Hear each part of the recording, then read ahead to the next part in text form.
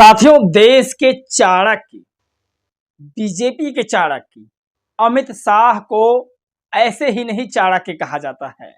आज अमित शाह ने अपने स्टेटमेंट में दलित समाज को, आदिवासी समाज को यानी ट्राइबल समाज को और यहाँ के जो मूल निवासी हैं उन सभी समाज को क्या कहा है जिससे राजनीतिक माहौल बदल सकता है। इसे जानने की बहुत जरूरत है। इस वीडियो में हम आपको बताएंगे अमित शाह का वो मास्टरमाइंड दिमाग आखिर कितना फास्ट काम कर रहा है, उन्होंने कितना जल्दी इस बयान को दे करके दलित बहुजन समाज को एक तरफा अपने साथ लाने की कोशिश कर रहे हैं। क्या बयान है इस वीडियो में बताएंगे। लेकिन कपिल सिब्बल राज्यसभा सांसद हैं, इन्होंने वो बड़ी बात कही मोदी जी को लेकर के जो बहुजन समाज तो कम से कम इस बात की जिक्र नहीं कर सकता है।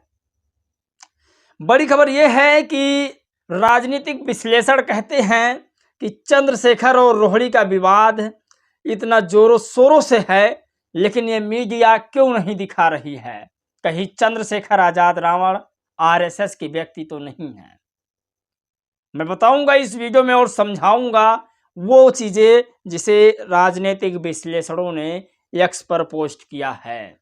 लगातार रोहिणी जी का और चंद्रशेखर जी का वीडियो वायरल हो रहा है, एक्स पर ट्वीट वायरल हो रही है और लोकसभा चुनाव में भाजपा एनडीए को देश में हर तरफ जनता जनार्दन का अपार समर्थन मिल रहा है, ऐसा झूठा बयान मोदी जी का आ रहा है।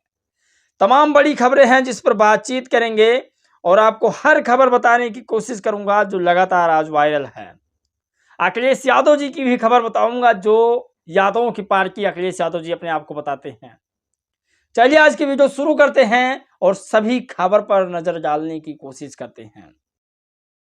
नमस्कार दोस्तों, मैं हूं पराग और आप सभी का स्वागत है एक नए एपिसोड में। दोस्तों, आज की जो वीडियो है वो लगातार वायरल है। मैं फिर कह रहा हूं वायरल खबर है, लेकिन इसे टीवी अखबार तो कम से कम नहीं दिखा रहा है। मैं हर वीडियो में बात क्यों कहता हूं, क्योंकि मुझे दुख है, मुझे दर्द है इस बात का कि मेरे समाज की वीडियो आखिर ये टीवी अखबार क्यों नहीं दिखाता है। मैं तभी हर वीडियो में कहता हूं, मैं इसका विरोध हर वीडियो में क्यों करता हूं। कम से कम हमारे समाज की वीडियो यदि ये टीवी चैनल वाले दिखाने लगें तो हमारा समाज भी सबसे आगे बढ़ जाएगा। और वेद प्रकाश ने लिखा कि चिराग पासवान कह रहे हैं कि हमारा जो प्रत्याशी है, हमारा जो कैंडिडेट है वो बहुत पढ़ा लिखा है। लेकिन जब वेद प्रकाश ने इस पर तैयारी की, इस पर देखा तो पता लगा कि 2 साल में 10th+2 खुद चिराग पासवान कर पाए हैं। तो तमाम बड़ी खबर है जिस पर बातचीत करेंगे। अखिलेश यादव जी को यादवों की पार्टी कहा जाता है, लेकिन क्या अखिलेश यादव जी अपने परिवार के अलावा किसी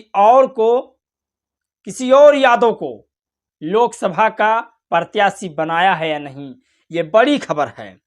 आपको बताते हैं, डॉक्टर ऋचा राजपूत ने लिखा कि मैनपुरी अखिलेश की पत्नी, कन्नौज अखिलेश का भतीजा, फिरोजाबाद अखिलेश का भाई, आजमगढ़ अखिलेश का भाई और बांदीयू में अखिलेश का चचा।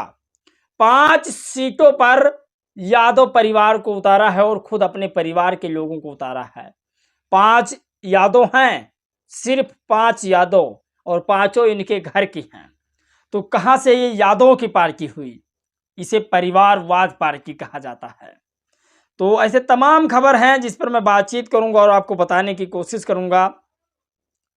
और रवीश कुमार ने लिखा कि प्रधानमंत्री के खिलाफ 17,000 लोगों ने चुनाव आयोग में याचिका दायर की है मोदी जी के खिलाफ, क्योंकि मोदी जी मुसलमानों को लेकर के नफरतवादी बयान को दिया है। तो ये तमाम आज की वो खबर थी जो वायरल है। समाजवादी पार्टी को यूपी में यादव की पार्टी ना कहा जाए, कम से कम तो ज़्यादा बेहतर है। इसे जेतू रजरिया ने लिखा, इन्होंने लिखा कि 5 लोगों को टिकट दिया गया और 5 इनके परिवार के हैं, तो कम से कम यादव की पार्टी ना कहकर परिवारवाद की पार्टी कहा जाए। मोदी जी का एक स्टेटमेंट है कि लोकसभा चुनाव में भाजपा एनडीए को देश में हर तरफ जनता जनार्दन का अपार समर्थन मिल रहा है।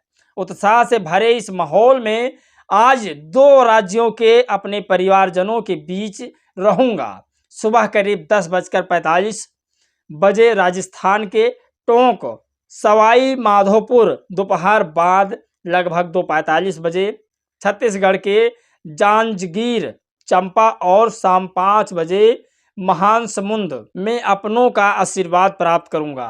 इस बार मोदी जी भी थोड़ा बहुत भौचकियाए हुए हैं, क्योंकि उन्हें पहले चरण के चुनाव के बाद कुछ एहसास हुआ है कि इस बार बीजेपी का जो वोट प्रतिशत है वो कम हो रहा है।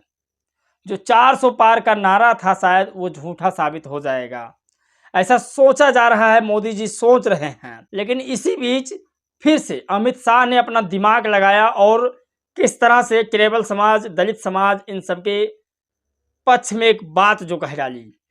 अमित शाह ने कहा कि देश की संपत्ति पर पहला अधिकार गरीब का है, आदिवासी का है, दलित का है। सोचिए, ये अमित शाह का बड़ा बयान है। और इस पर जो है छोटू भाई करके एक आईडी है, इन्होंने लिखा कि इनका गरीब अडानी, अंबानी और जिंदाल है। सोचिए, ये तमाम वो खबर जो आज लगातार वायरल है, वो खबर आपको बताने की मैं कोशिश कर रहा हूँ। खबर यूं ही नहीं रुकती, खबर बड़ी ये वायरल हो रही है कि कपिल सिब्बल ने कहा कि मोदी जी इस बार घबरा चुके हैं, राजनीतिक माहौल उनके समझ में नहीं आ रहा है कि वो अब क्या करें, और चुनाव मोदी जी हार रहे हैं, इसी के डर से 400 पार का नारा लगा रहे हैं। तो ये बड़ी खबर है। और चंद्रशेखर और रोहिणी जी का बयान इस समय लगातार ट्विटर पर ट्रेंड कर रहा है, लेकिन इसे टीवी अखबार क्यों नहीं दिखा रहा है? राजनीतिक विश्लेषण एक यक्स अकाउंट है, उसने क्या लिखा इसे समझना चाहिए। क्या बीएसपी के लिए चंद्रशेखर आजाद रावण एक मोहरा बना कर आए हैं, या फिर बहुजन समाज का हित करेंगे, या फिर बहुजनों का सिर्फ वोट लेना चाहते हैं? चंद्रशेखर रोहिणी विवाद में आपने एक बात नोटिस की है कि नहीं? मनवादी जातिवादी मीडिया इस मामले पर बिल्कुल चुप्पी साधे हुए है, जबकि मीडिया तो दलित नेताओं के चरित्र हनन में सबसे आगे रहता है। इसी से हमें समझ जाना चाहिए कि बसपा को कमजोर करने के लिए ही उसे कवरेज दी जा रही है। तो राजनीतिक विश्लेषण जो अकाउंट है, इसका साफ कहना का मतलब है कि सिर्फ और सिर्फ जो चंद्रशेखर आजाद रावण हैं, इनको इसीलिए हाईलाइट किया जाता है कि बीएसपी का वोट कम हो जाए और चुनाव में बीजेपी जीत जाए। क्या ऐसा सच है या झूठ, आप लोग जरूर बताइएगा, क्योंकि ऐसे खबरें लगातार वायरल हो रही है। और जो रोहिणी और चंद्रशेखर का मामला है वो टीवी अखबार पर नहीं आ रहा है, और जबकि दलितों के नेता का चरित्र हनन सबसे ज़्यादा करने में ये टीवी अखबार माहिर है। तो फिर क्यों नहीं कर रहा है चंद्रशेखर का चरित्र हनन, क्यों नहीं दिखा रहा है उनके बारे में, ये जानना बहुत ज़रूरी है। और वेद प्रकाश की वो हम आपको खबर बता देते हैं, जिसे वेद प्रकाश ने लिखा कि आपकी अदालत में चिराग पासवान खुद को और अपने कैंडिडेट को बहुत बड़ा पढ़ा लिखा बता रहे थे। चिराग पासवान 2 साल का +2 करने में 5 साल लगा दिए। 1998 में 10 पास किए और 12वीं पास किए 2003 में।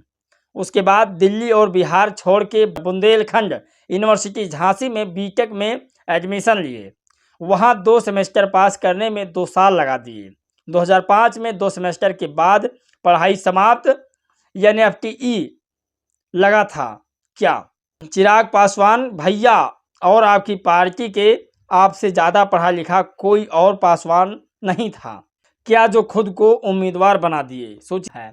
बाकी इन तमाम खबरों के पीछे आप लोगों की क्या राय है, क्या प्रतिक्रिया, जानना बहुत ज़रूरी है। इस वीडियो में दोस्तों बस इतना ही। मिलेंगे एक और खबर एक नए राजनीतिक मुद्दे, सामाजिक मुद्दों के साथ। तब तक के लिए जय भीम, नमो बुद्धाय।